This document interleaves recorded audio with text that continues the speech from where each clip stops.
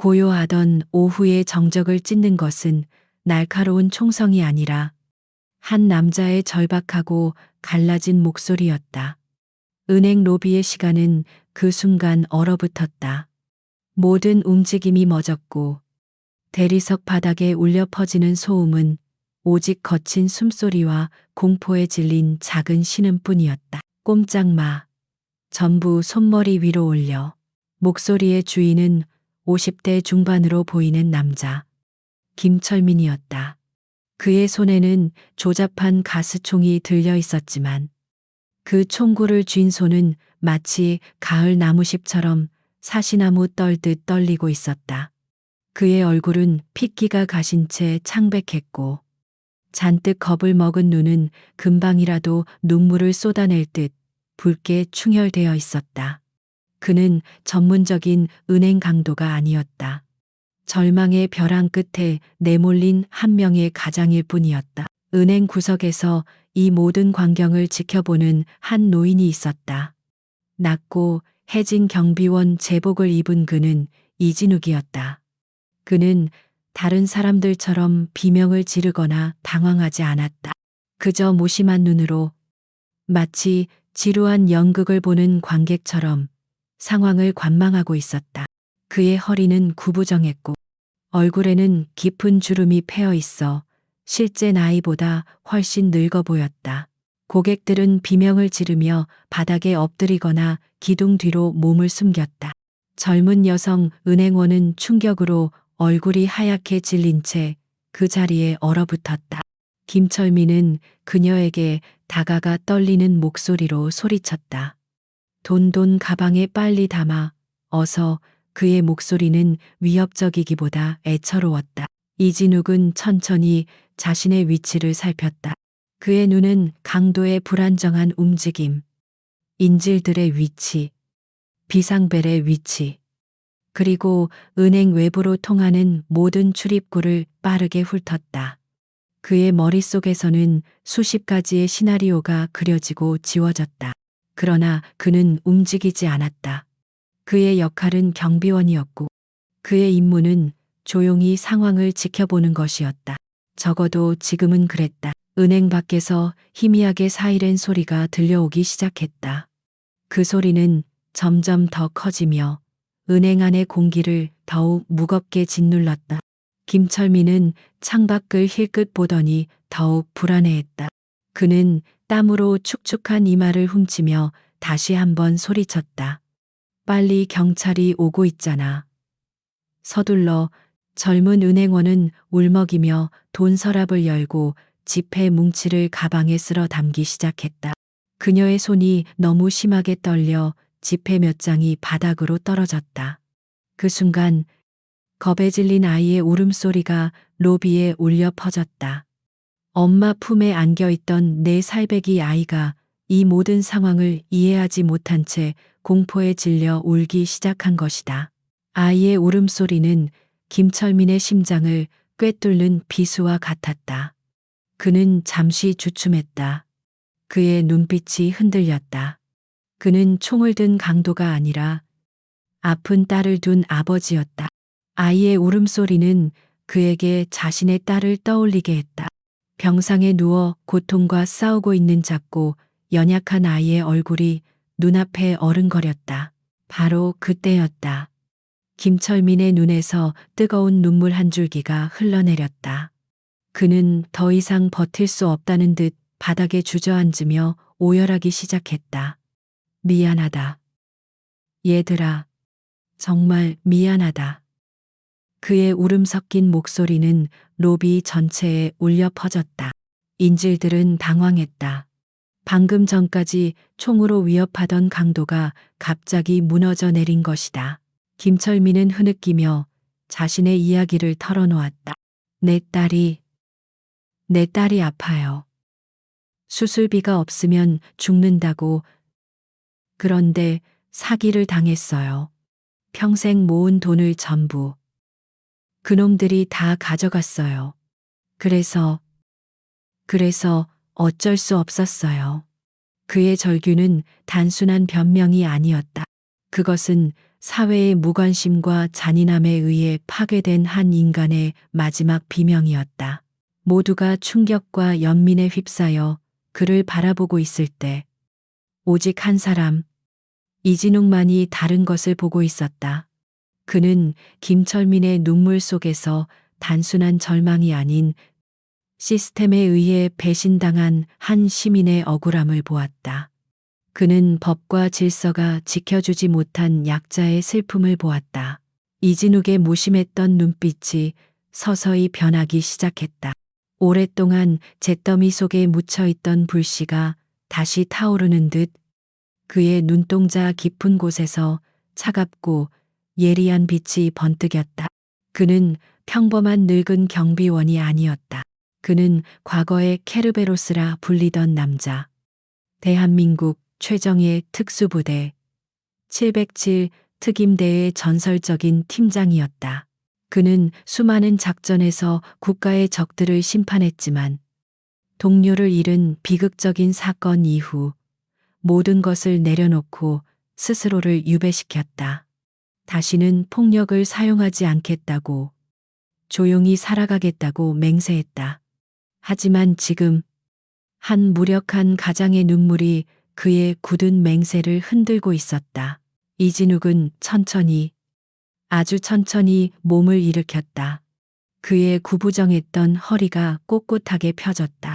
그의 움직임은 느렸지만 그 안에는 한치의 오차도 없는 절제된 힘이 느껴졌다. 은행 안의 공기가 다시 한번 변했다. 이번에는 공포가 아니라 설명할 수 없는 어떤 거대한 존재감 때문이었다.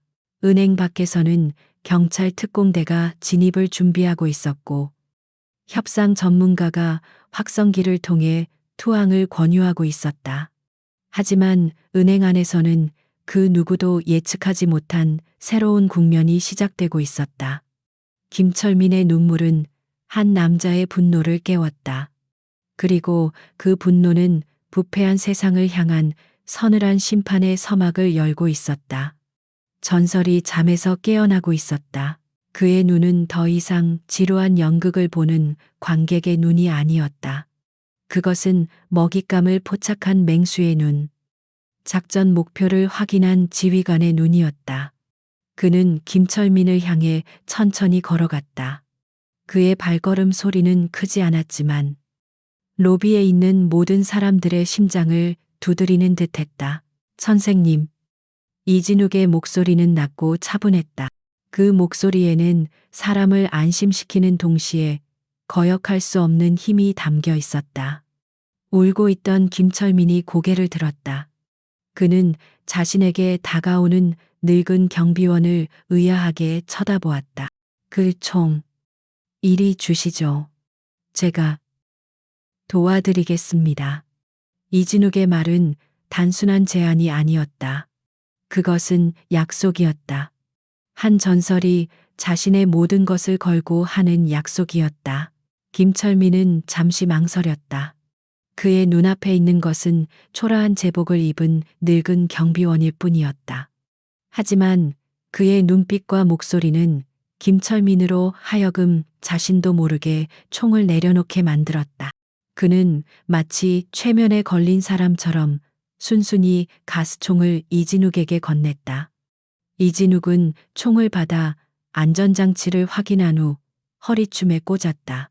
바로 그 순간 경찰 특공대가 은행의 유리문을 부수고 진입했다. 섬광탄이 터지고 검은 전투복을 입은 대원들이 함성을 지르며 로비로 쏟아져 들어왔다.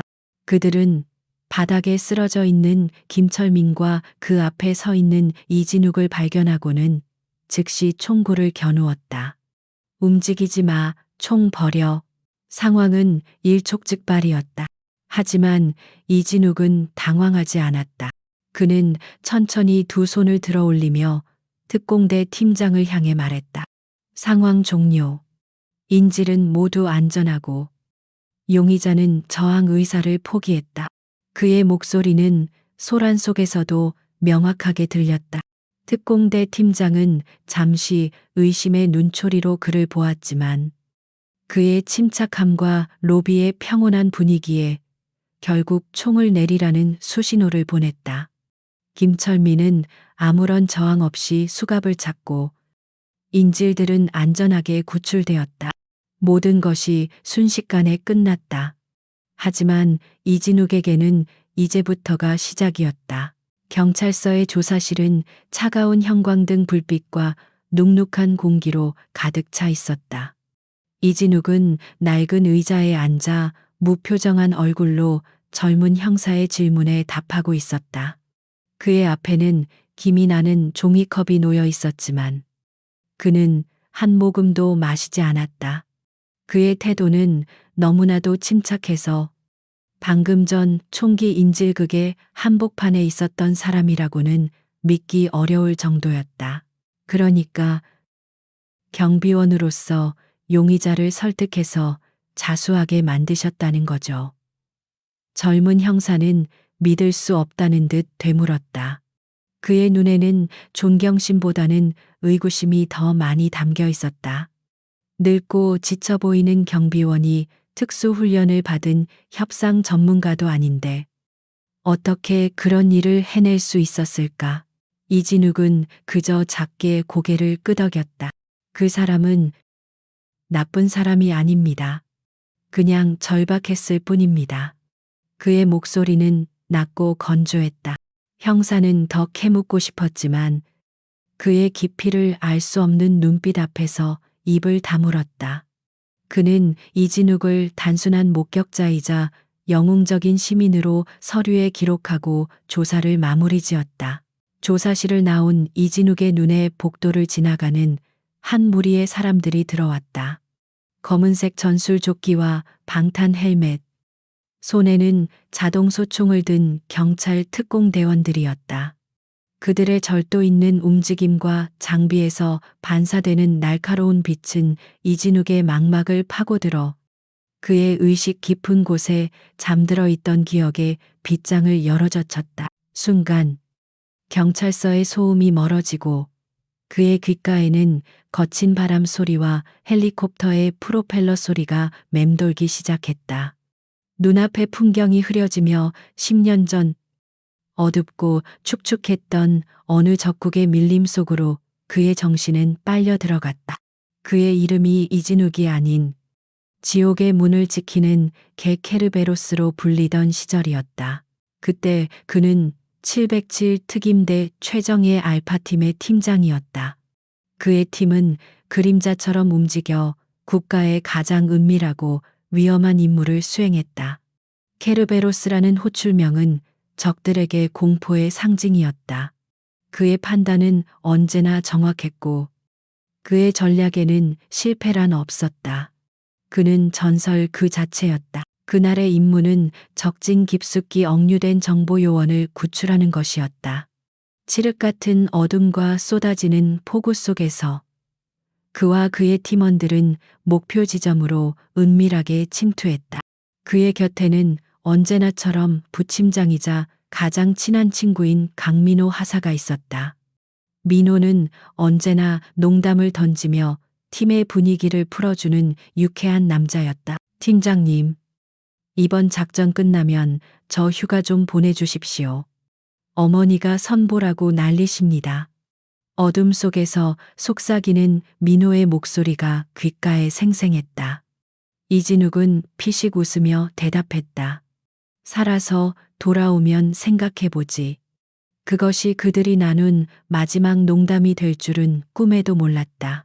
작전은 순조롭게 진행되는 듯했다. 그들은 신속하게 경비 병력을 제압하고 인질이 갇혀 있는 건물에 도달했다. 하지만 그것은 함정이었다. 그들이 건물에 들어서는 순간 사방에서 조명이 켜지고 수십 개의 총구가 그들을 향해 불을 뿜었다. 미리 계획된 매복이었다. 정보가 샌 것이 분명했다. 순식간에 상황은 아수라장이 되었다. 총알이 비처럼 쏟아지는 가운데 이진욱은 냉철하게 지휘했다. 엄폐 2조. 삼시 방향 기관총 제압 3조.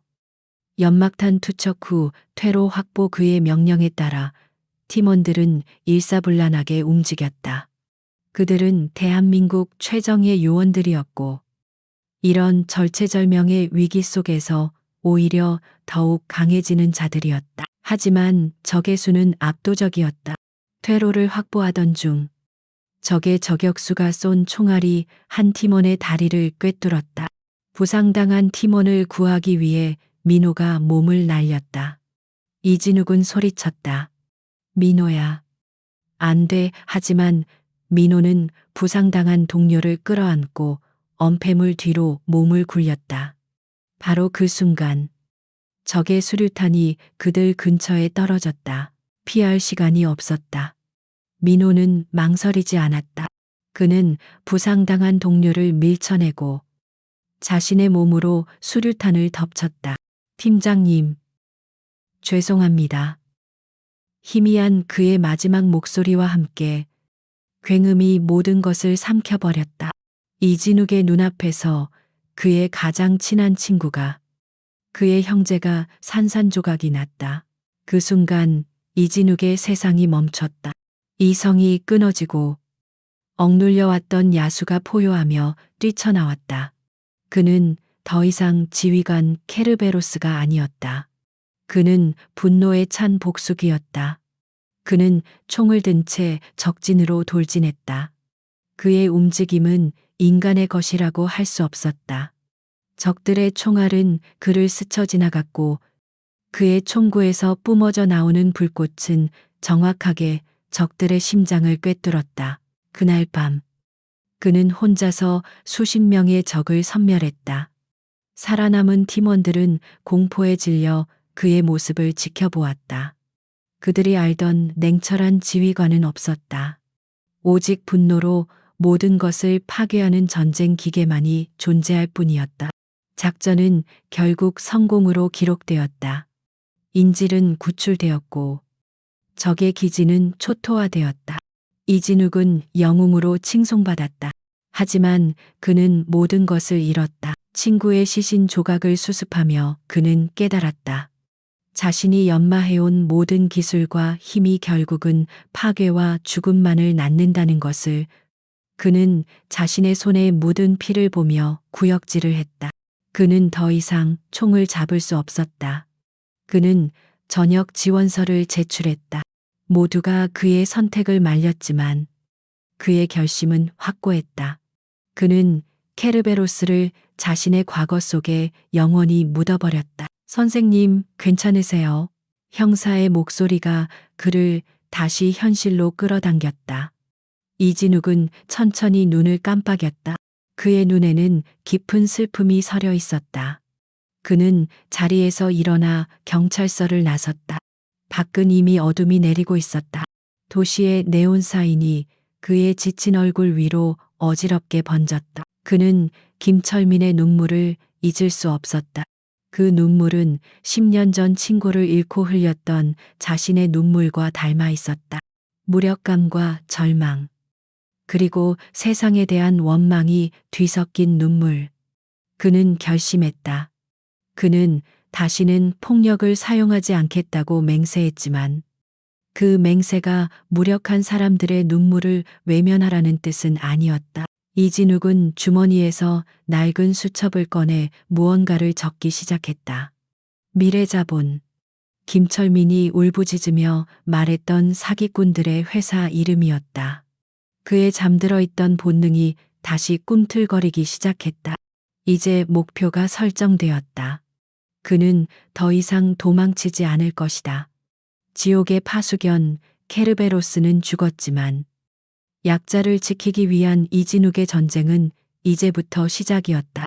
그는 김철민과의 약속을 지킬 것이다. 어떤 방식으로든. 다음 날 아침 이진욱은 더 이상 은행 경비원이 아니었다. 그는 낡은 작업복 바지와 빛바랜 점퍼 차림의 평범한 노인이 되어 도시의 회색빛 속으로 스며들었다. 밤새 그는 김철민이라는 남자에 대해, 그리고 그를 나락으로 떨어뜨린 미래자본이라는 회사에 대해 알아볼 수 있는 모든 것을 파고들었다. 그의 첫 번째 목적지는 미래자본의 등기부등본에 적힌 주소지였다.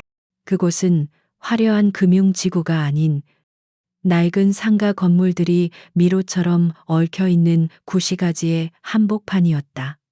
건물은 유령이라도 나올 것처럼 스산했고 3층에 위치한 미래자본 사무실의 유리문은 짙은 선팅으로 가려져 안을 들여다볼 수 없었다. 이진욱은 맞은편 낡은 찻집에 자리를 잡고 사무실을 관찰하기 시작했다. 이것은 그가 현역 시절 적의 동태를 파악하기 위해 몇 날 며칠이고 사용했던 가장 기본적인 정찰 방법이었다. 그의 눈은 평범한 노인의 흐릿한 눈이 아니었다. 그는 사무실을 드나드는 모든 사람의 인상착에 걸음걸이, 표정, 심지어 신발에 묻은 먼지까지도 놓치지 않고 기억 속에 저장했다. 사무실을 드나드는 이들은 대부분 겁에 질려 있거나 깊은 절망에 빠진 얼굴들이었다. 그들은 들어갈 때보다 나올 때 어깨가 더욱 축 처져 있었다. 간혹 험악한 인상의 남자들이 그들의 뒤를 따라 나와 무언가 속삭이며 위협하는 모습도 보였다. 이진욱은 그들의 입모양을 읽으려 했었다. 이자, 신체포기각서, 가족, 단어들이 그의 머릿속에서 조합되며 거대한 악의 실체를 그려나갔다. 같은 시각, 도시의 가장 높은 빌딩 최상층에서는 이진욱이 관찰하고 있는 개미들의 왕, 마동철이 와인잔을 기울이고 있었다. 그의 사무실은 통유리로 되어 있어 도시 전체가 그의 발 아래 펼쳐져 있는 듯한 착각을 불러일으켰다. 최고급 이탈리아 가구와 현대 미술 작품으로 장식된 내부는 이곳이 과연 대부업체의 사무실이 맞는지 의심하게 할 정도였다. 마동철은 이제 막 40을 넘긴 남자였지만 그의 눈빛은 모든 것을 꿰뚫어 보는 듯한 노련함과 얼음 같은 냉혹함으로 가득 차 있었다. 그는 합법과 불법의 경계를 아슬아슬하게 넘나들며 거대한 부를 축적한 금융계의 하이에나였다. 그에게 돈을 빌리러 오는 사람들은 고객이 아니라 영혼까지 빨아먹을 수 있는 먹잇감에 불과했다. 회장님, 어제 있었던 KEB은행 강도 사건 뉴스입니다. 말끔한 정장을 차려입은 부하 직원이 태블릿 PC를 내밀었다. 화면에는 김철민의 얼굴이 모자이크 처리된 채 나오고 있었다. 마동철은 와인을 한 모금 마시며 심드렁하게 화면을 쳐다보았다. 김철민. 어디서 들어본 이름인데. 부하 직원이 조심스럽게 입을 열었다. 저희에게서 사업 자금을 빌려갔다가 최근 상환을 못하고 있던 채무자입니다. 그 말에 마동철의 입가에 비웃음이 걸렸다. 결국 저런 멍청한 짓을 저질렀군. 자기 무덤을 파는 방법도 가지가지야. 그에게 김철민의 절규는 한심한 패배자의 소음일 뿐이었다. 마동철의 사무실 문이 열리고 그의 가장 충실한 2마리 사냥개가 들어왔다. 한 명은 칼날처럼 날카로운 인상을 가진 남자였고 다른 한 명은 망치처럼 단단한 근육질의 거구였다. 그들은 각각 칼날과 망치라는 별명으로 불리는 마동철의 수족이었다. 그들의 손은 수많은 채무자들의 눈물과 피로 더러워져 있었다. 김철민 거는 어떻게 할까요? 회장님 칼날이 물었다. 그의 목소리는 뱀처럼 차가웠다. 마동철은 잠시 생각에 잠기는 듯 하더니 이내 잔인한 미소를 지으며 말했다.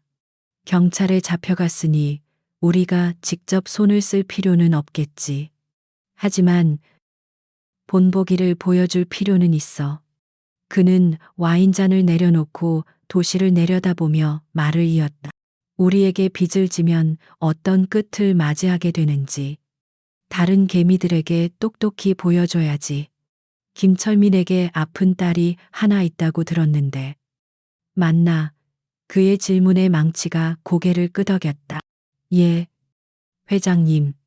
지금 대학 병원에 입원해 있습니다. 잘 됐군. 마동철의 목소리에는 일말의 동정심도 없었다. 병원에 한번 찾아가 보거라. 가서 얌전히 치료만 받고 있으라고 조언 좀 해주고 와.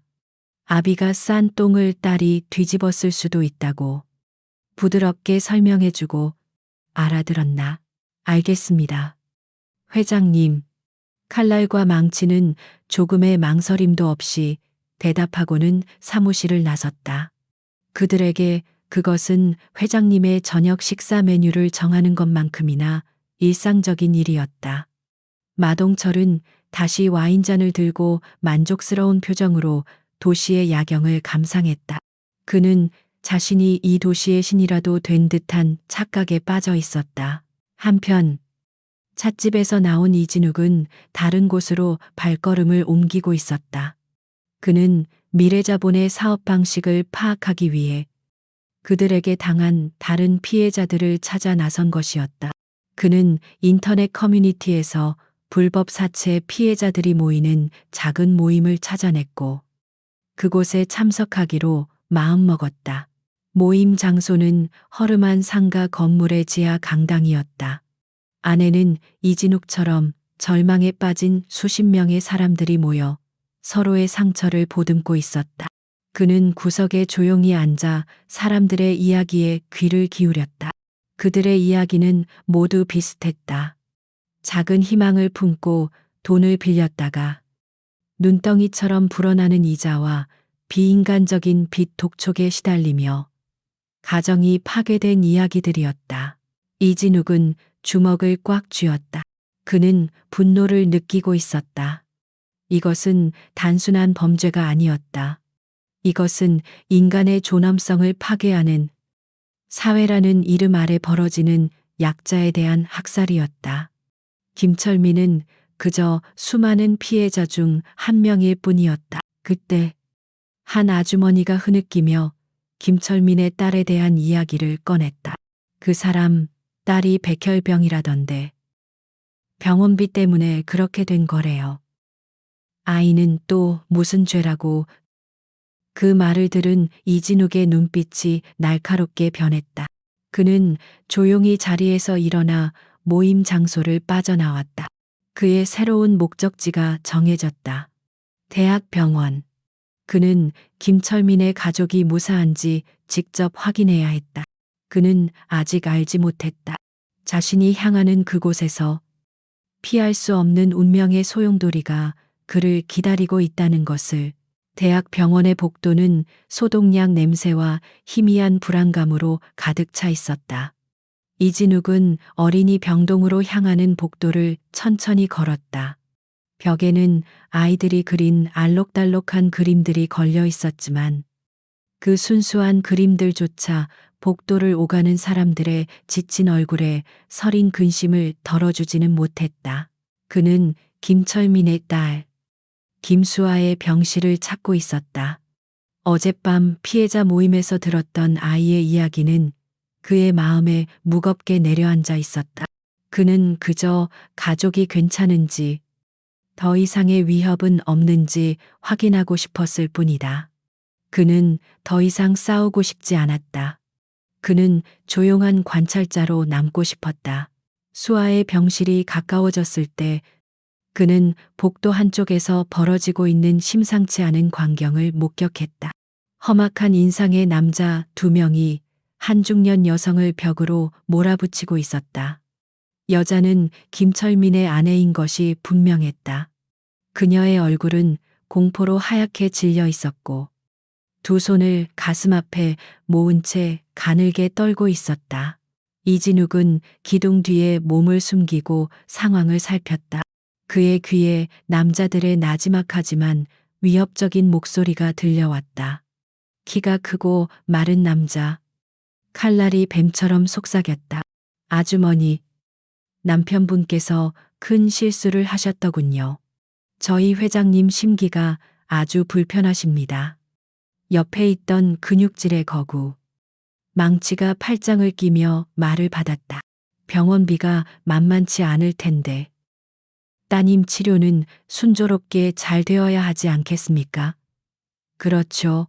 그의 말은 걱정해주는 척했지만 그 안에는 노골적인 협박이 담겨 있었다. 그러니 남편분 입단속 잘 시키시고 쓸데없는 짓은 생각도 마시라고 전해주십시오. 김철민의 아내는 입술을 깨물며 고개를 숙였다. 그녀는 아무 말도 하지 못했다. 아니, 할 수 없었다. 거대한 공포가 그녀의 목을 짓누르고 있었다. 그녀의 눈에서는 금방이라도 눈물이 터져 나올 것 같았다. 아이의 병실이 바로 코앞인데 이런 끔찍한 일이 벌어지고 있다는 사실이 그녀를 더욱 절망하게 했다. 이진욱은 더 이상 지켜볼 수만은 없다고 판단했다. 그는 기둥 뒤에서 나와 그들에게 천천히 다가갔다. 그는 일부러 발소리를 내며 그들의 주의를 끌었다. 그리고는 최대한 온화하고 어수룩한 목소리로 입을 열었다. 실례합니다만, 여기서 무슨 일이십니까? 부인, 무슨 문제라도 있으신가요? 칼날과 망치는 방해꾼의 등장에 귀찮다는 듯 고개를 돌렸다. 그들의 눈에 들어온 것은 남루한 옷차림의 허리가 구부정한 늙은 남자였다. 그들은 위아래로 이진욱을 훑어보며 노골적인 경멸의 시선을 보냈다. 칼날이 비웃으며 말했다. 할아버지, 상관할 일이 아닙니다. 못 본 척하고 그냥 가던 길 가시죠. 하지만 이진욱은 물러서지 않았다. 그는 김철민의 아내를 향해 다시 한번 부드럽게 물었다. 부인, 이분들이 누구시죠? 도움이 필요하시면 말씀하세요. 그의 말에 여자는 잠시 희망의 빛을 보았지만 이내 고개를 저었다. 평범한 노인이 저 흉악한 남자들을 상대로 무엇을 할 수 있겠는가? 오히려 그에게 해가 될 뿐이었다. 이진욱의 고집스러운 태도에 망치의 미간이 좁혀졌다. 그는 이진욱에게 성큼성큼 다가가 그의 면전에 얼굴을 들이밀었다. 영감님, 귀가 먹었소. 좋은 말로 할 때 꺼지라고 했지. 그의 입에서 역겨운 담배 냄새가 확 풍겨왔다. 영웅놀이라도 하고 싶으신가? 그러다 이 나이에 뼈도 못 추릴 수가 있어. 조롱과 협박에도 이진욱의 표정에는 변화가 없었다. 그는 그저 조용히 망치를 응시할 뿐이었다. 그의 침묵은 오히려 망치의 심기를 더욱 불편하게 만들었다. 세상에서 가장 무시하기 쉬워 보이는 늙은이가 자신의 위협을 전혀 두려워하지 않는다는 사실이 그의 자존심을 건드렸다. 이봐, 늙은이, 내가 지금 누군지 알고. 망치는 말을 끝맺지 못했다. 이진욱의 눈빛 때문이었다. 방금 전까지 무기력하고 흐릿해 보였던 노인의 눈이 아니었다. 그 눈은 수십 년간 전장을 누비며 죽음의 경계를 넘나든 자만이 가질 수 있는 깊고 서늘한 심연과 같은 눈빛이었다. 망치는 순간적으로 자신도 모르게 뒷걸음질 칠 뻔했다. 칼날이 그 기묘한 분위기를 눈치채고 끼어들었다. 망치야. 저런 늙은이랑 시간 낭비하지 마. 그냥 치워버려. 그 말은 망치에게 행동의 명분을 주었다. 그는 자신의 순간적인 공포를 분노로 감추며 이진욱을 향해 손을 뻗었다. 이 영감탱이가 진짜 죽고 싶어서 환장했나. 망치는 이진욱을 복도 저편으로 밀쳐버릴 생각으로 그의 어깨를 거칠게 밀었다. 그의 팔에는 웬만한 성인 남성을 날려버릴 수 있는 힘이 실려 있었다. 하지만 기이한 일이 벌어졌다. 망치의 손이 이진욱의 어깨에 닿는 순간 그는 마치 거대한 바위를 미는 듯한 느낌을 받았다. 이진욱은 꿈쩍도 하지 않았다. 그는 마치 땅속 깊이 뿌리를 내린 거목처럼 그 자리에 굳건히 서 있었다. 망치의 얼굴에 당혹감이 스쳐 지나갔다. 자신의 모든 힘을 실어 밀었는데 이 늙은이가 조금도 밀려나지 않았다는 사실을 그의 뇌가 이해하지 못했다. 복도의 공기가 순간 차갑게 얼어붙었다. 이진욱의 입가에 희미한 그러나 얼음장처럼 차가운 미소가 걸렸다. 그는 조용한 목소리로 하지만 복도 전체에 울릴 만큼 명확하게 말했다. 사람을 밀 때는 먼저 허락을 구해야 하는 걸 배우지 못했나 보군. 그의 목소리는 더 이상 어수룩한 노인의 것이 아니었다. 그것은 잠에서 깨어난 맹수의 나지막한 으르렁거림이었다. 망치의 얼굴이 분노와 당혹감으로 일그러졌다. 그는 자신의 팔에 실린 힘을 믿을 수 없었다. 눈앞의 늙은이는 마치 강철로 만들어진 동상 같았다. 그의 자존심이 산산조각 났다. 동료인 칼날과 겁에 질린 여자가 지켜보는 앞에서 이 보잘것없는 늙은이에게 힘으로 밀린 것이다. 이 영감탱이가 모욕감을 이기지 못한 망치는 이성을 잃었다. 그는 으르렁거리며 거대한 주먹을 들어 이진욱의 얼굴을 향해 휘둘렀다. 병원 복도의 좁은 공간을 가르는 그의 주먹에는 바람을 찢는 소리가 실려 있었다. 평범한 사람이라면 그 한 방에 턱뼈가 으스러지고 정신을 잃었을 것이다. 하지만 이진욱은 피하지 않았다. 그는 오히려 망치의 품으로 파고들었다. 그의 움직임은 물 흐르듯 유연하고 한치의 망설임도 없었다. 그는 망치의 주먹이 자신의 얼굴에 닿기 직전 왼손으로 그의 팔목을 가볍게 낚아챘다. 동시에 오른손 손바닥으로 망치의 팔꿈치 관절 안쪽을 정확하게 가격했다. 망치의 입에서 비명이 터져 나왔다. 팔꿈치 관절에 가해진 예리한 충격은 그의 온몸으로 전기를 흘려보내는 듯한 고통을 안겨주었다. 그의 거대한 몸이 균형을 잃고 앞으로 휘청거렸다. 이진욱은 그가 넘어지도록 내버려 두지 않았다. 그는 망치의 팔목을 잡은 채 그의 몸을 반바퀴 회전시켰다. 이 모든 과정은 눈 깜짝할 사이에 일어났다. 지켜보던 칼날과 김철민의 아내는 무슨 일이 벌어졌는지 제대로 인식조차 하지 못했다. 그들의 눈에는 단지 거구의 망치가 늙은이에게 주먹을 휘둘렀다가 다음 순간 팔이 꺾인 채 비명을 지르는 모습만 보일 뿐이었다. 이진욱은 망치의 팔을 등 뒤로 꺾어 올리며 그의 귓가에 얼음처럼 차가운 목소리로 속삭였다. 병원이다. 조용히 하는 게 좋을 거야. 그의 목소리는 나지막했지만 그 안에는 거역할 수 없는 위압감이 서려 있었다. 망치는 고통으로 몸부림치려 했지만 이진욱의 손은 마치 강철 집게처럼 그의 팔을 붙잡고 놓아주지 않았다. 상황이 심상치 않게 돌아가는 것을 본 칼날이 재빨리 움직였다. 그는 허리춤에서 번쩍이는 칼날을 꺼내 들었다. 그것은 일반적인 과도가 아닌 사람을 해치기 위해 특수 제작된 날카로운 단검이었다. 망치를 놔줘. 이 늙은 여우 같은 놈아. 칼날은 소리치며 이진욱에게 달려들었다. 하지만 이진욱은 이미 그의 움직임을 예측하고 있었다.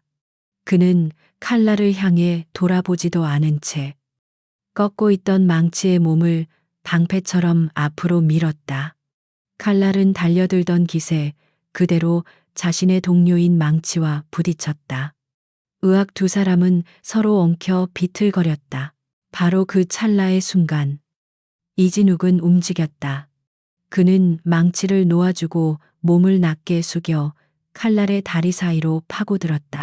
그는 칼날의 발목을 낚아채 뒤로 당기는 동시에 그의 무릎 뒤 오금을 어깨로 강하게 들이받았다. 하체가 무너진 칼날은 균형을 잃고 비명을 지르며 뒤로 나자빠졌다. 쿵. 칼날의 뒤통수가 병원 복도의 차가운 대리석 바닥과 강하게 부딪혔다. 그의 손에서 단검이 땡그랑 소리를 내며 멀리 굴러갔다. 그는 잠시 정신을 잃었는지 눈이 뒤집힌 채 미동도 하지 않았다. 이진욱은 즉시 그의 위로 올라타 손날로 목 옆에 경동맥을 가볍게 눌렀다. 칼날은 짧은 신음과 함께 완전히 의식을 잃었다. 이진욱은 자리에서 일어났다. 그의 옷매무새는 조금도 흐트러지지 않았고 숨소리조차 거칠어지지 않았다. 그는 마치 아침 산책이라도 한 것처럼 평온했다. 팔의 고통에서 겨우 벗어난 망치는 이 모든 광경을 믿을 수 없다는 눈으로 쳐다보았다. 불과 10초도 되지 않는 시간에 자신의 동료가 저 늙은이의 손에 속수무책으로 쓰러진 것이다. 공포가 그의 온몸을 지배했다. 눈앞의 노인은 인간이 아니었다. 그는 평범한 늙은이의 탈을 쓴 괴물이었다. 망치는 전의를 완전히 상실했다. 그는 뒷걸음질 치며 바닥에 쓰러진 칼날을 부축하려 했다. 이진욱은 그에게 다가가지 않았다. 그는 그저 멀리서 떨어진 단검을 구둣발로 툭 밟으며 나지막이 말했다. 그것 참 위험한 물건이군. 그는 고개를 들어 망치의 눈을 똑바로 쳐다보았다. 한 번만 더 말하지. 여긴 병원이다. 그리고 저 안에는 아픈 아이가 있다. 그의 목소리는 조용했지만 그 안에 담긴 분노는 망치의 뼛속까지 얼어붙게 만들었다. 내 놈들의 쓰레기 같은 싸움에 아이들을 끌어들이지 마라. 다시 한번 이 가족 앞에 나타나거나 그 어떤 위협이라도 가한다면.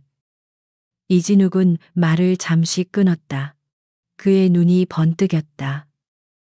그때는 내가 직접 너희들의 본사로 찾아가게 될 거다. 그것은 단순한 협박이 아니었다. 그것은 선고였다. 망치는 그 말의 무게를 본능적으로 느낄 수 있었다. 그는 더 이상 아무 말도 하지 못하고 의식을 잃은 칼날을 질질 끌다시피 부축해서 도망치기 시작했다. 그의 뒷모습은 처참할 정도로 비굴했다.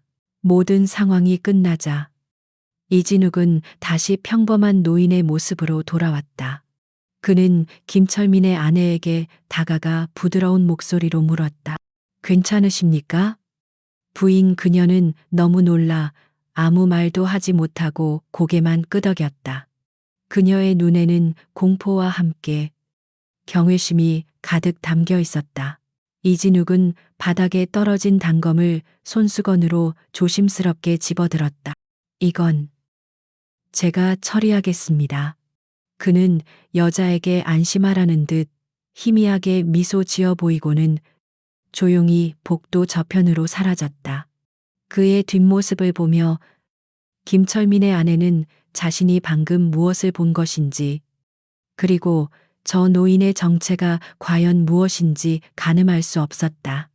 그녀는 그저 자신과 자신의 딸을 지켜줄 거대한 존재를 만났다는 것만을 어렴풋이 직감할 뿐이었다. 마동철의 펜트하우스 사무실에는 살얼음 같은 정적이 흘렀다.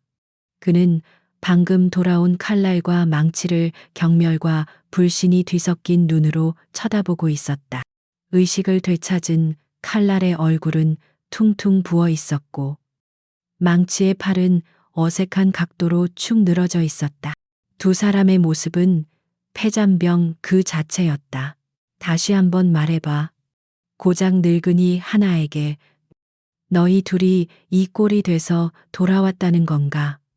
마동철의 목소리는 지극히 차분했지만 그 안에는 곧 폭발할 용암과 같은 분노가 들끓고 있었다. 그는 대한민국에서 내로라 하는 해결사들인 자신의 부하들이 이렇게 처참하게 당했다는 사실을 도저히 믿을 수가 없었다. 망치가 떨리는 목소리로 변명했다. 회장님, 그놈은 보통 늙은이가 아닙니다. 괴물입니다. 괴물. 제가 주먹을 휘둘렀는데 그의 말은 마동철의 날카로운 시선 앞에서 끊겼다. 마동철은 망치의 어리석은 변명 따위는 듣고 싶지 않았다.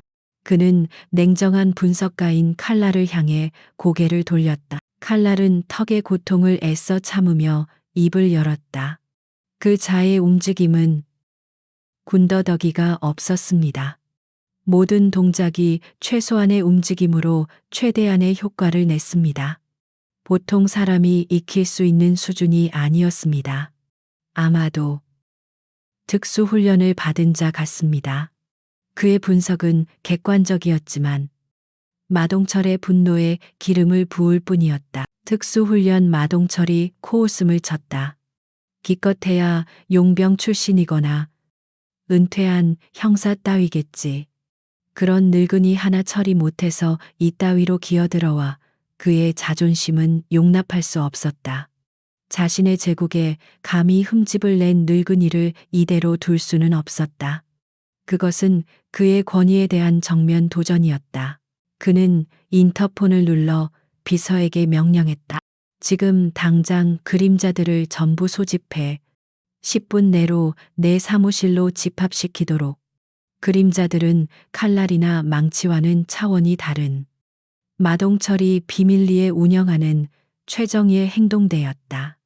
전직 격투기 선수, 용병 출신 등 거친 세계에서 잔뼈가 굵은 자들로 이루어진 집단이었다. 잠시 후 건장한 체격의 검은 양복 사내 12명이 사무실에 도열했다.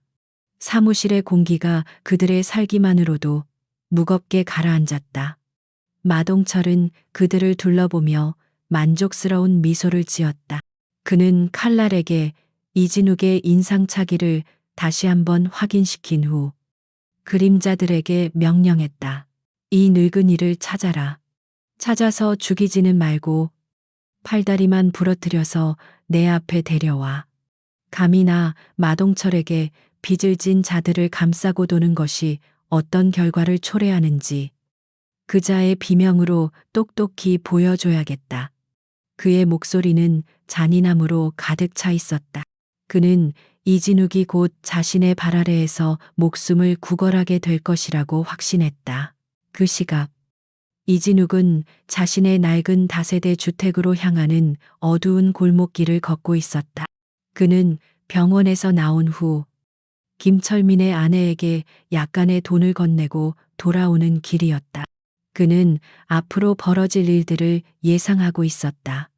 마동철 같은 부류의 인간들은 자신의 권위가 훼손되는 것을 죽기보다 싫어한다는 것을 잘 알고 있었다. 그는 일부러 인적이 드문 이 골목길을 선택했다.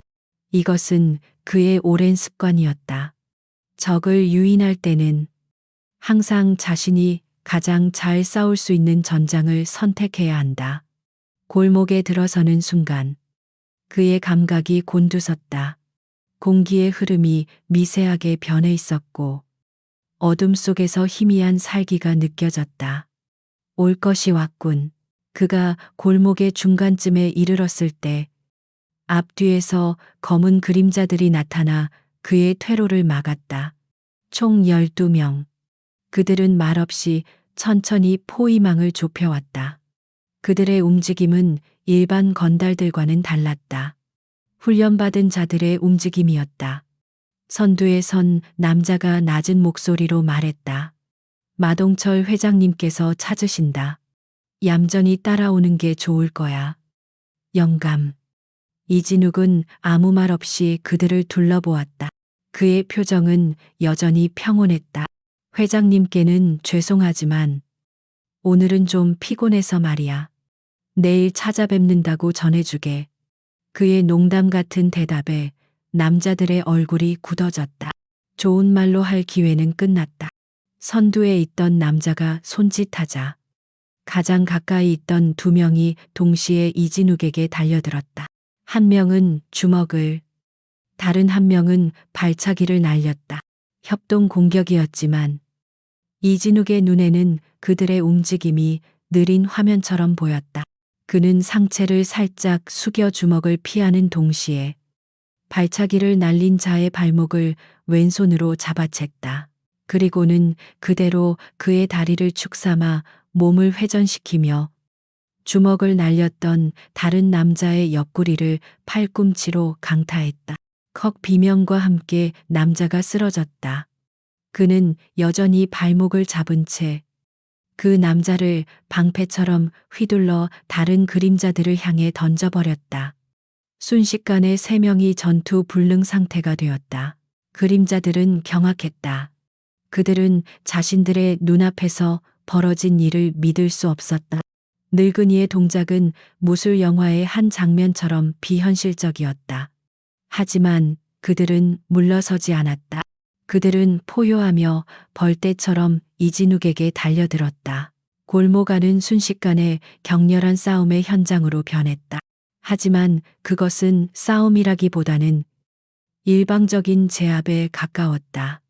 이진욱은 수많은 적들 사이를 헤집고 다니며 가장 효율적인 방법으로 그들을 무력화시켰다. 그는 관절을 꺾고 급소를 가격했으며 상대의 힘을 역이용하여 서로 부딪히게 만들었다. 그의 움직임에는 단 하나의 낭비도 없었다. 몇 분 지나지 않아 12명의 그림자들 중 11명이 고통 속에 신음하며 바닥에 쓰러졌다. 유일하게 서 있는 것은 그들의 리더뿐이었다.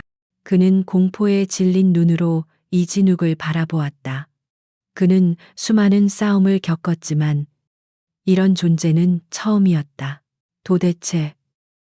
도대체 정체가 뭐야?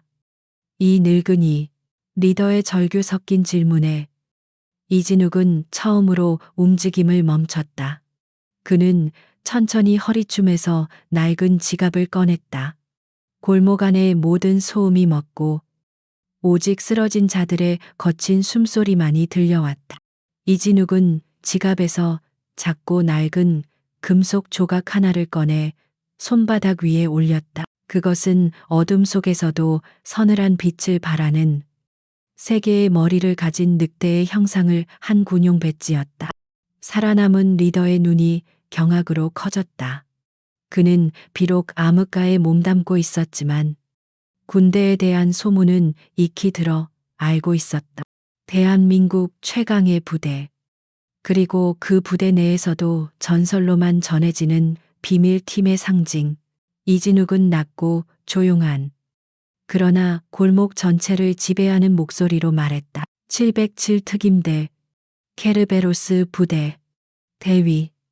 그 말이 떨어지는 순간 골목의 공기는 완전히 얼어붙었다.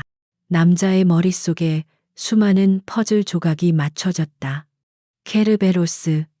10수년 전 적국에 침투하여 적의 수뇌부를 통째로 들어 올렸다는 전설 속의 부대. 그리고 그 부대를 이끌었던 악마라고 불렸던 지휘관. 그 전설이 지금 자신의 눈앞에 늙은이의 모습으로 서 있었다.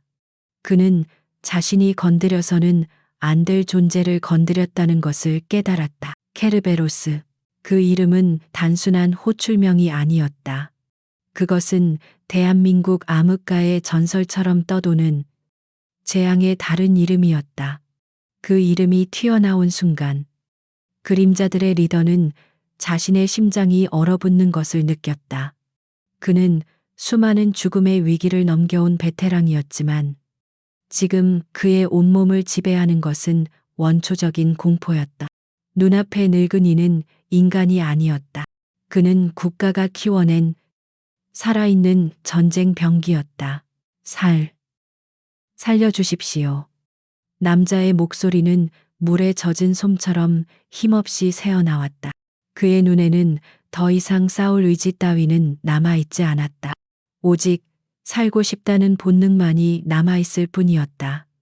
이진욱은 아무런 감정 없는 눈으로 그를 내려다보며 천천히 다가갔다. 그는 남자의 멱살을 잡아 벽으로 거칠게 밀어붙였다. 내 놈의 목숨은 나에게 달려있지 않다. 너희 회장 마동철에게 달려있지. 이진욱의 목소리는 한겨울의 칼바람처럼 차가웠다. 지금부터 내가 묻는 말에 거짓 없이 대답해. 단 하나의 거짓이라도 섞여 있다면 내 놈은 2번 다시 해를 보지 못할 거다. 이진욱은 고도의 신문 기술을 사용하기 시작했다. 그것은 물리적인 고문보다 더 잔인하게 상대의 정신을 파괴하는 기술이었다. 그는 남자의 이름, 가족 관계, 심지어 어릴 적 트라우마까지 짚어내며 그의 심리적 방어선을 무너뜨렸다. 남자는 자신이 완전히 발가벗겨진 듯한 공포에 휩싸였다. 마동철의 사무실은 어디지 본사 말고 진짜 금고가 있는 곳. 서초동의 오피스텔 펜트하우스입니다. 42. 불법 대출 장부와 고객 데이터는 어디에 보관하나 종이 장부와 서버 위치. 둘 다 말해. 장부는 펜트하우스 안의 비밀 금고에. 서버는 강남 IDC 센터 지하 3층에 있습니다. 저희만 사용하는 독립 서버입니다. 남자는 저항을 완전히 포기하고 자신이 아는 모든 것을 쏟아내기 시작했다. 돈 세탁 창구로 사용되는 유령 회사들의 이름, 마동철의 자금 흐름, 주요 간부들의 신상 정보까지. 이진욱은 그의 말을 하나도 놓치지 않고 머릿속에 완벽하게 정리했다. 그는 거대한 범죄 조직의 지도를 그려나가고 있었다. 모든 정보를 얻어낸 후 이진욱은 남자의 어깨를 툭툭 두드렸다. 그 친근한 행동에 남자는 잠시 안도했지만 다음 순간 지옥을 맛보았다. 이진욱의 손가락이 그의 어깨 관절을 우두둑 소리와 함께 탈골시켜 버린 것이다. 으아. 남자의 끔찍한 비명이 골목 안에 울려 퍼졌다. 이것은 계약금이다. 이진욱은 고통에 몸부림치는 남자의 귓가에 속삭였다. 이제 내 주인에게 돌아가서 내 말을 그대로 전해라. 빚을 받으러 직접 가겠다고. 그 빚은 돈이 아니라 당신들이 하찮게 여겼던 사람들의 눈물이라고 말이야. 이진욱은 그 말을 끝으로 어둠 속으로 사라졌다. 그는 더 이상 뒤를 돌아보지 않았다. 이제부터 시작될 것은 단순한 복수가 아니었다. 그것은 청소였다. 사회의 암적인 존재들을 뿌리 뽑기 위한 그가 스스로 이름 붙인 작전명, 쓰레기 청소의 시작이었다.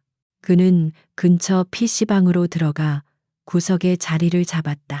그는 방금 얻어낸 정보를 바탕으로 마동철 제국의 약한 고리들을 분석하기 시작했다. 그의 손가락이 키보드 위에서 춤을 추듯 움직였다. 그는 과거 정보부대에서 익혔던 해킹 기술을 이용하여 미래자본의 내부 네트워크에 조심스럽게 접근했다. 그의 첫 번째 목표는 마동철의 돈줄이었다. 그는 돈 세탁에 이용되는 페이퍼 컴퍼니 중 하나의 계좌에 익명으로 접속했다. 그리고는 그 회사가 불법 도박 사이트와 연계되어 있다는 조작된 증거를 생성한 후 경찰청 사이버 수사대에 비공식 제보 메일로 그 정보를 흘렸다. 가장 부패하지 않았을 것 같은, 가장 정의감이 넘칠 것 같은 젊은 팀장을 골라서 보냈다. 두 번째 목표는 데이터였다. 그는 강남 IDC 센터의 서버 구조를 파악하고 원격으로 침투할 수 있는 가장 작은 보안 허점을 찾아냈다. 그는 서버를 파괴하지 않았다. 대신 모든 고객 데이터와 대출 기록에 암호를 걸어 잠가버렸다. 마동철이 자랑하던 제국의 모든 정보가 순식간에 무용지물이 된 것이다. 마지막으로 그는 언론을 이용하기로 했다. 그는 자신이 수집한 마동철의 비자금 내역과 탈세 증거들을 정리하여 정의로운 사회를 위한 기자 모임이라는 작은 인터넷 언론사에 익명으로 제보했다. 대형 언론사는 마동철의 입김이 닿을 수 있었지만 이런 작은 곳은 돈으로 매수하기 어려울 것이라 판단했다. 이 모든 일을 처리하는 데는 불과 2시간이 걸리지 않았다. 이진욱은 PC방을 나와 편의점에서 컵라면으로 늦은 저녁을 해결했다. 그의 모습은 영락없는 하루 벌어 하루 먹고 사는 늙은 노동자였다. 아무도 그가 방금 거대한 범죄 제국을 향해 선전포고를 하고 왔다는 사실을 알지 못했다. 그날 밤 마동철은 자신의 펜트하우스에서 고급 와인을 마시며 그림자들의 소식을 기다리고 있었다. 그는 늙은이의 팔다리가 부러진 채 자신의 앞에 끌려올 상상을 하며 희열을 느끼고 있었다. 하지만 그의 휴대폰으로 걸려온 첫 번째 전화는 그의 예상을 완전히 빗나갔다. 회장님, 큰일 났습니다. 경찰이 저희 페이퍼 컴퍼니 사무실을 압수수색하고 있습니다. 불법 도박 자금 세탁 혐의라고. 그 전화가 끊어지기도 전에 다른 전화가 울렸다. 회장님, 서버가 먹통이 됐습니다. 모든 고객 데이터에 접근할 수가 없습니다. 마동철의 얼굴에서 미소가 사라졌다. 그는 무언가 잘못되고 있다는 것을 직감했다. 이것은 우연이 아니었다. 그가 분노의 차와인 잔을 벽에 던져버리려는 순간 거실의 대형 TV 화면에서 긴급 뉴스가 흘러나왔다. 속보 불법 대부업체 미래자본 수천억 원대 탈세 및 비자금 조성 의혹. 마동철은 자신의 눈을 의심했다. TV 화면에는 자신의 이름과 함께 그가 철저히 숨겨왔던 비밀 계좌 내역들이 적나라하게 공개되고 있었다. 그의 제국이, 그가 평생을 바쳐 쌓아 올린 성이 불과 몇 시간 만에 뿌리부터 흔들리고 있었다. 그는 그제야 깨달았다. 자신이 상대하고 있는 것은 단순한 늙은이가 아니었다. 그는 보이지 않는 거대한 폭풍과 싸우고 있었다. 그리고 그 폭풍의 눈은 바로 자신을 향해 다가오고 있었다. 마동철의 펜트하우스는 와인과 유리 파편, 그리고 주인의 격렬한 분노로 가득 차 있었다. 그는 방금 집어 던진 최고급 오디오가 박살나는 것을 보면서도 분이 풀리지 않는 듯 거친 숨을 몰아쉬었다. TV에서는 여전히 그의 이름이 오르내리고 있었고 휴대폰은 쉴 새 없이 울려대며 제국의 붕괴를 알리고 있었다. 그가 평생을 바쳐 쌓아 올린 모든 것이 정체 모를 늙은이 하나 때문에 모래성처럼 무너져 내리고 있었다. 법과 언론, 경찰까지 모두 등을 돌렸다. 그가 믿었던 시스템이 이제 그의 목을 조여오고 있었다. 그는 자신이 사냥꾼이 아니라 사냥감이었다는 사실을 처음으로 깨달았다. 바로 그때 사무실 문이 힘겹게 열리고 그림자들의 리더가 비틀거리며 들어왔다. 그의 어깨는 기괴한 각도로 축 늘어져 있었고 얼굴은 공포와 고통으로 하얗게 질려 있었다. 그는 마동철 앞에 무릎을 꿇고 떨리는 목소리로 이진욱의 메시지를 전했다. 그리고 마지막으로 그 늙은이의 정체를 밝혔다. 707 특임대 케르베로스 라고 했습니다. 케르베로스. 그 이름이 마동철의 귓가에 밝히는 순간 그의 분노는 잠시 멈칫했다. 그의 머릿속에서 잊고 있던 소문들이 되살아났다.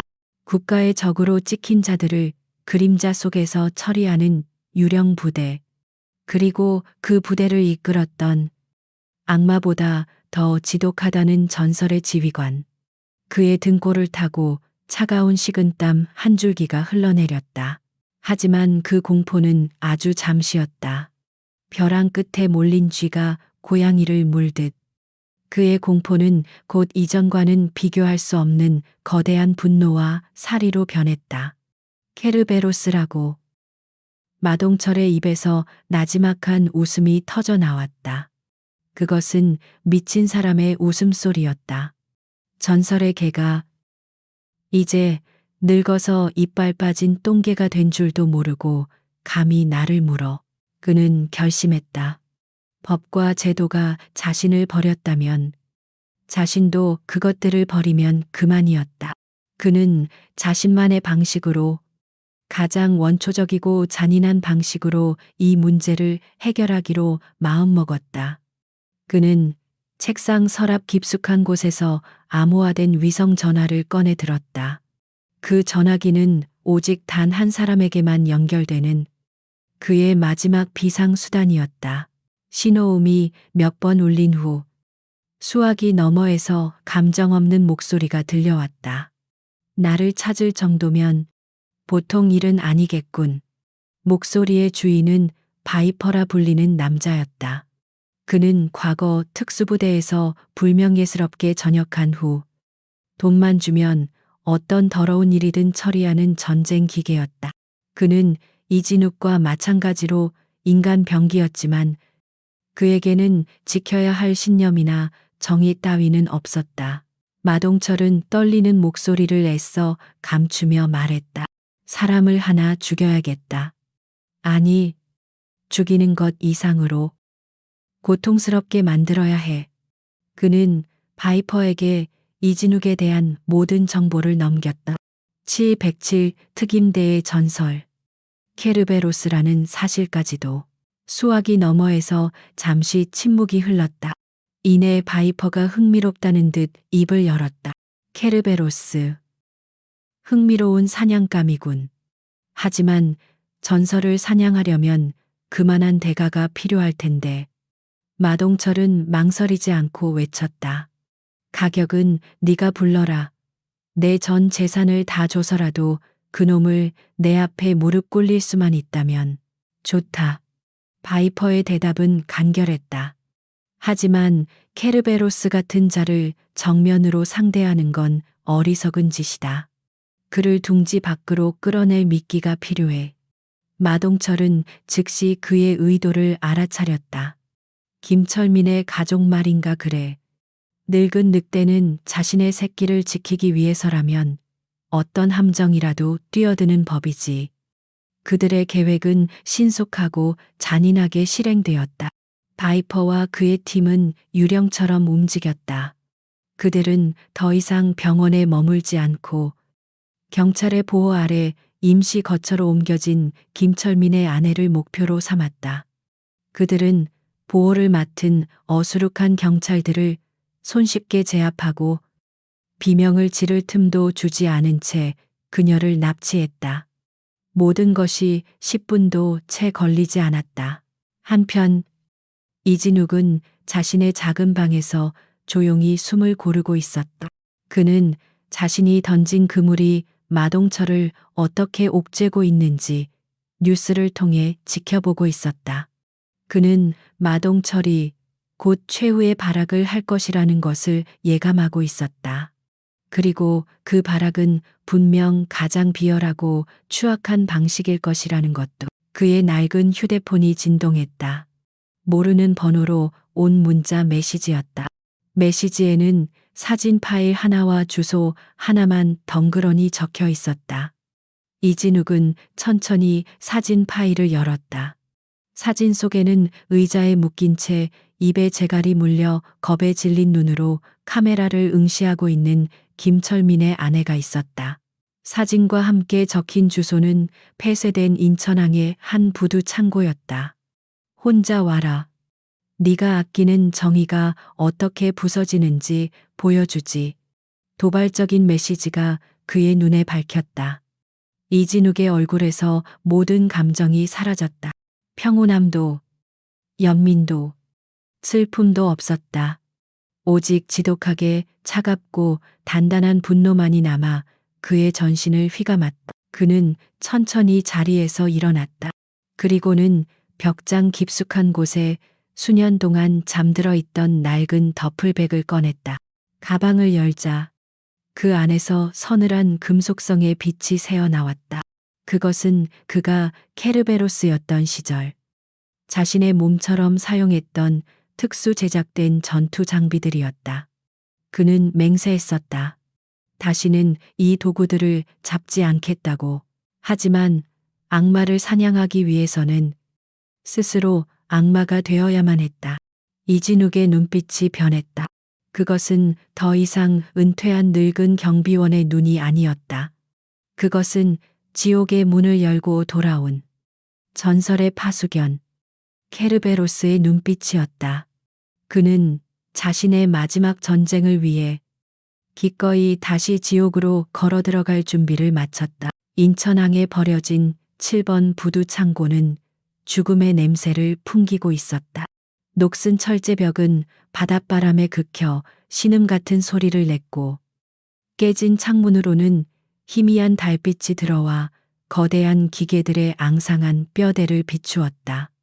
이곳은 법과 질서가 닿지 않는 세상의 끝과 같은 장소였다. 창고로부터 500m 떨어진 컨테이너 더미 위.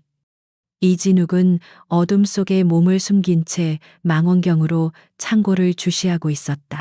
그의 몸에는 더 이상 낡은 경비원 제복이나 허름한 점퍼가 아니었다.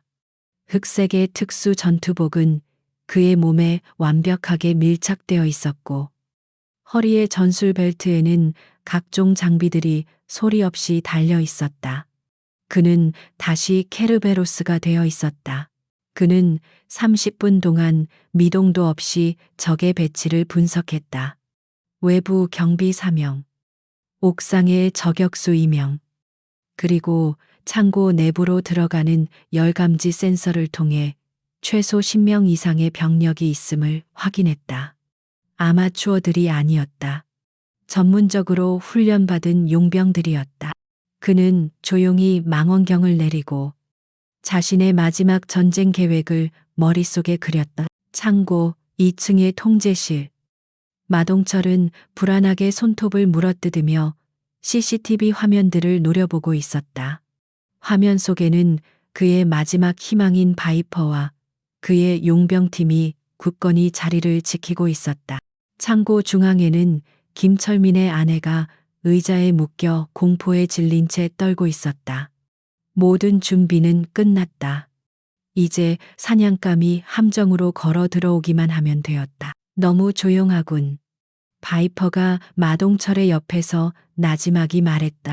그의 목소리는 기계처럼 감정이 없었다. 케르베로스 같은 자는 정문으로 걸어 들어오지 않아. 그는 이미 우리를 보고 있을 거다. 그의 말대로였다. 이진욱은 이미 움직이고 있었다. 그는 유령처럼 컨테이너 더미를 빠져나와 창고의 그림자 속으로 스며들었다. 첫 번째 희생자는 옥상의 저격수였다. 이진욱은 소음이 거의 없는 와이어 발사기를 이용해 창고 외벽을 타고 올랐다. 그는 소리 없이 저격수의 등 뒤로 다가가 목의 경동맥을 정확히 눌러 기절시켰다. 그는 동료가 쓰러지는 것조차 눈치채지 못한 다른 저격수도 같은 방식으로 처리했다. 작전 개시 2분 만에 마동철의 눈은 멀어버렸다. 이어서 그는 지상의 외부 경비들을 처리하기 시작했다. 그는 작은 조약돌을 던져 소리를 내고 경비가 그쪽으로 향하는 순간 어둠 속에서 나타나 덮쳤다. 그의 손날은 강철처럼 단단했고 그의 움직임은 한치의 오차도 없었다. 비명 소리 하나 없이 외부 경비 사명은 차례대로 어둠 속에 쓰러졌다. 통제실의 마동철은 CCTV 화면 중 몇 개가 갑자기 꺼지자 소리쳤다. 무슨 일이야 밖에서 무슨 일이 벌어지고 있는 거냐. 바이퍼는 굳은 얼굴로 인터컴에 외쳤다. 모두 경계 태세를 강화해 그가 들어왔다. 이진욱은 정문이 아닌 낡은 환풍구를 통해 창고 내부로 잠입했다. 창고 안은 거대한 미로와 같았다. 그는 캣서클을 따라 고양이처럼 소리 없이 움직이며 내부의 적들을 하나씩 사냥하기 시작했다. 그는 빛과 그림자를 이용하여 자신의 모습을 감추고 적들이 가장 방심하는 순간 급소를 찔렀다. 크악, 용병들은 보이지 않는 적의 공격에 공포에 질려갔다. 그들은 허공에 총을 난사했지만 이진욱의 그림자조차 맞출 수 없었다. 그들에게 이진욱은 공포 그 자체였다. 통제실의 CCTV 화면 속에서 자신의 부하들이 하나둘씩 사라지는 것을 보며 마동철은 거의 실신할 지경이었다. 젠장, 저 괴물놈. 마침내 창고 안에는 바이퍼와 그의 최측근 2명만이 남았다. 바이퍼는 더 이상 기다리지 않았다. 그는 인지를 방패 삼아 버티는 것이 무의미하다는 것을 깨달았다. 그는 직접 나서서 이 전설 속의 유령을 사냥하기로 결심했다. 너희는 인지를 지켜. 내가 직접 처리한다. 바이퍼는 어둠 속으로 몸을 던졌다. 2명의 특수부대 출신 괴물이 마침내 거대한 창고 안에서 서로를 마주했다. 공기가 팽팽하게 당겨졌다. 바이퍼가 먼저 움직였다. 그는 현란한 발차기로 이진욱을 공격했다. 이진욱은 그의 공격을 막아내는 대신 최소한의 움직임으로 흘려보내며 그의 균형을 무너뜨렸다. 2사람의 싸움은 예술의 경지에 가까웠다. 그들의 주먹과 발이 허공에서 부딪힐 때마다 강렬한 충격파가 사방으로 퍼져나갔다. 바이퍼는 젊음과 힘을 앞세워 맹렬하게 공격했고, 이진욱은 노련함과 경험을 바탕으로 그의 공격을 무력화시키며 치명적인 반격을 노렸다. 싸움이 길어지면서 바이퍼는 초조해지기 시작했다. 그는 자신의 모든 기술을 쏟아붓고 있었지만 이진욱은 마치 깊이를 알 수 없는 바다처럼 그의 모든 공격을 받아내고 있었다. 오히려 지쳐가는 것은 자신이었다. 반면 이진욱의 눈빛은 시간이 갈수록 더욱 차갑고 날카로워졌다. 결정적인 순간은 한순간에 찾아왔다. 바이퍼가 회심의 일격을 날리는 순간, 이진욱은 그의 빈틈을 놓치지 않았다. 그는 바이퍼의 팔을 잡아채 자신의 몸 쪽으로 당기며 무릎으로 그의 명치를 강하게 받아 올렸다. 컥 바이퍼의 입에서 신음이 터져 나오며 그의 몸이 새우처럼 구부러졌다. 이진욱은 그 기회를 놓치지 않고 팔꿈치로 바이퍼의 목덜미를 내리찍었다. 우두둑. 소름 끼치는 소리와 함께 바이퍼의 강인한 육체가 힘없이 바닥으로 쓰러졌다. 그는 완전히 의식을 잃었다. 마지막 방어선이 무너진 것이다. 이진욱은 쓰러진 바이퍼를 넘어 인질이 잡혀 있는 곳으로 향했다. 남아있던 2명의 용병은 자신들의 리더가 쓰러지는 것을 보고 완전히 전의를 상실한 채 총을 버리고 2 손을 들었다. 이진욱은 그들을 가볍게 제압하고 김철민의 아내를 묶고 있던 밧줄을 풀어주었다. 그는 겁에 질린 그녀에게 낮은 목소리로 말했다. 이제 괜찮습니다. 저쪽 구석에 숨어 계십시오. 곧 모든 것이 끝날 겁니다. 모든 장애물이 사라졌다. 이제 남은 것은 단 1명. 이 모든 비극을 만들어낸 뱀의 머리. 마동철뿐이었다. 이진욱은 천천히 고개를 들어 2층 통제실의 유리창 너머에서 사색이 된 채 자신을 바라보고 있는 마동철을 향해 걸어갔다. 그의 발걸음 소리는 악마에게 내려지는 사형 선고처럼 창고 전체에 울려 퍼지고 있었다. 이진욱이 통제실로 향하는 철제 계단을 오르는 소리는 겁에 질린 마동철에게는 마치 지옥에서 울리는 장송곡처럼 들렸다. 그는 뒷걸음질 치다 책상 모서리에 부딪혀 넘어졌다. 한때 도시를 호령하던 그의 위엄은 온데간데 없었다.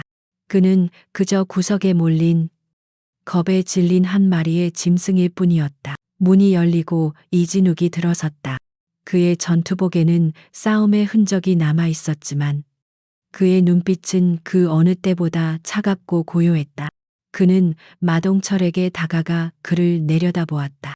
마동철은 필사적으로 소리쳤다. 돈을 원하나 얼마든지 주지. 내가 가진 모든 걸 줄 테니. 제발 목숨만은. 이진욱은 그의 말을 잘랐다. 네가 진 빚은 돈이 아니다. 그의 목소리는 통제실의 공기를 얼어붙게 만들었다. 그것은 네가 벌레처럼 하찮게 여겼던 사람들의 눈물이고 절망이며 망가진 삶이다. 그 빚은 돈으로 갚을 수 있는 게 아니야. 마동철의 얼굴이 절망으로 일그러졌다. 그는 이 남자가 돈이나 복수를 위해 온 것이 아니라는 것을 깨달았다. 그는 심판을 위해 온 것이었다. 마동철은 마지막 발악으로 법을 들먹였다. 날 죽이면 너도 살인자일 뿐이야. 넌 평생 감옥에서 썩게 될 거다. 이진욱의 입가에 처음으로 희미한 미소가 떠올랐다. 그것은 경멸의 미소였다. 그래, 법은 중요하지. 그는 고개를 끄덕이며 자신의 주머니에서 낡은 휴대폰을 꺼냈다. 그래서 나는 법의 이름으로 널 심판하기로 했다. 네가 그토록 비웃었던 바로 그 법 말이다. 그는 단축번호 하나를 길게 눌렀다. 전화는 바로 연결되었다. 수화기 너머로 중후한 목소리가 들려왔다. 이진욱은 창밖의 어두운 바다를 보며 조용히 말했다. 장군님, 접니다. 부두의 쓰레기 청소가 끝났으니 이제 수거 차량 좀 보내주십시오. 수화기 너머의 목소리가 짧게 대답했다. 알겠다. 5분 내로 도착한다. 그동안 수고했다. 케르베로스. 전화가 끊어지자 마동철은 완전히 넋이 나간 표정으로 이진욱을 쳐다보았다.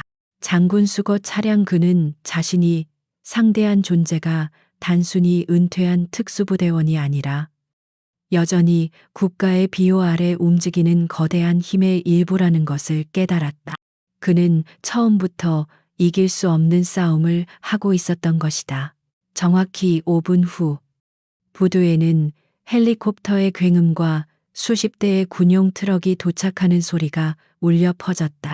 완전 무장한 국방부 직할 수사대의 요원들이 창고를 완벽하게 포위했다.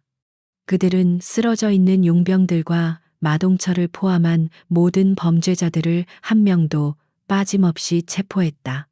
마동철은 저항 한 번 하지 못한 채 힘없이 수갑을 찼다. 그는 끌려가면서도 이진욱에게서 눈을 떼지 못했다. 그의 눈에는 공포와 함께 이해할 수 없다는 의문이 담겨 있었다. 모든 소란이 끝난 후 수사대를 이끌고 온 한 장성이 이진욱에게 다가왔다. 그는 이진욱의 오랜 전우이자 상관이었다. 오랜만이군. 이진욱 대위. 아니, 이제는 예비역이니 이 선생이라고 불러야 하나. 그는 이진욱의 어깨를 두드리며 말했다. 자네 덕분에 사회의 큰 암덩어리 하나를 도려낼 수 있게 됐어. 고맙네. 이진욱은 그저 씁쓸하게 웃으며 고개를 저었다. 제가 한 일은 없습니다. 저는 그저 한아버지의 눈물을 외면할 수 없었을 뿐입니다. 그는 자신의 역할을 다했다는 듯 조용히 어둠 속으로 발걸음을 옮겼다. 그의 시대는 끝났고 이제 그는 다시 평범한 노인으로 돌아가야 했다. 몇 달의 시간이 흘렀다. 세상은 미래자본 게이트로 떠들썩했다. 마동철과 그의 조직은 물론 그들과 결탁했던 부패한 정치인과 관료들까지 모두 법의 심판을 받았다. 김철민은 국민적인 동정과 정상 참작을 받아 집행유예로 풀려났다. 그의 딸 수아는 한 익명의 독지가가 보낸 거에게 기부금 덕분에 무사히 수술을 받고 건강을 되찾고 있었다. 어느 화창한 봄날, 이진욱은 허름한 작업복 차림으로 작은 카센터를 찾았다. 그곳은 다시 일어서기 위해 노력하는 김철민이 새로 연 가게였다. 김철민은 기름 묻은 손을 옷에 닦으며 달려 나와 이진욱의 손을 잡았다. 그의 얼굴에는 과거의 절망 대신 희망과 감사가 가득했다. 어르신, 이 은혜를 어떻게 다 갚아야 할지. 이진욱은 그저 인자하게 웃으며 그의 어깨를 두드려 주었다. 내가 한 게 뭐 있다고. 열심히 사는 모습 보니 내가 다 기쁘구만. 그는 더 이상 어둠 속에 숨지 않았다. 그는 케르베로스 보안 컨설팅이라는 작은 비영리 회사를 차렸다. 김철민처럼 법의 보호를 받지 못하는 약자들에게 무료로 법률 및 보안 상담을 해주는 곳이었다. 그는 도시의 야경이 내려다 보이는 작은 언덕에 서서 다시 평화를 되찾은 사람들의 모습을 바라보았다. 그는 깨달았다. 자신이 연마했던 파괴의 기술이 누군가를 지키기 위해 사용될 때 비로소 진정한 의미를 갖게 된다는 것을. 그의 기나긴 전쟁은 끝났지만 약자를 위한 그의 조용한 싸움은 이제부터가 시작이었다. 지옥의 파수견은 이제 세상의 가장 낮은 곳에서 사람들을 지키는 수호자가 되었다. 이제부터는 유튜브 채널의 나레이터가 시청자에게 직접 이야기하는 부분입니다. 오늘의 이야기. 재미있게 보셨나요? 한 평범한 노인의 몸에 숨겨져 있던 전설의 특수부대원. 그리고 그의 통쾌한 심판. 여러분은 이 이야기를 통해 무엇을 느끼셨나요? 때로는 진정한 강함이란 화려한 겉모습이 아닌 묵묵히 자신의 자리에서 정의를 지키려는 굳은 신념에서 나오는 것 같습니다. 우리 사회의 어두운 구석에서 고통받는 약자들의 눈물을 외면하지 않는 것. 그것이 바로 우리가 가진 가장 큰 힘이 아닐까요? 오늘 이야기가 여러분의 가슴을 조금이라도 시원하게 만들었다면 좋아요와 구독 버튼을 잊지 말고 눌러주세요. 여러분의 응원이 저희에게는 더 많은 정의로운 이야기를 만들 수 있는 가장 큰 힘이 됩니다. 여러분의 생각을 댓글로 남겨주시면 저희가 하나하나 소중히 읽어보겠습니다. 그럼 저희는 다음 주 더 통쾌하고 짜릿한 이야기로 다시 찾아뵙겠습니다. 시청해 주셔서 감사합니다.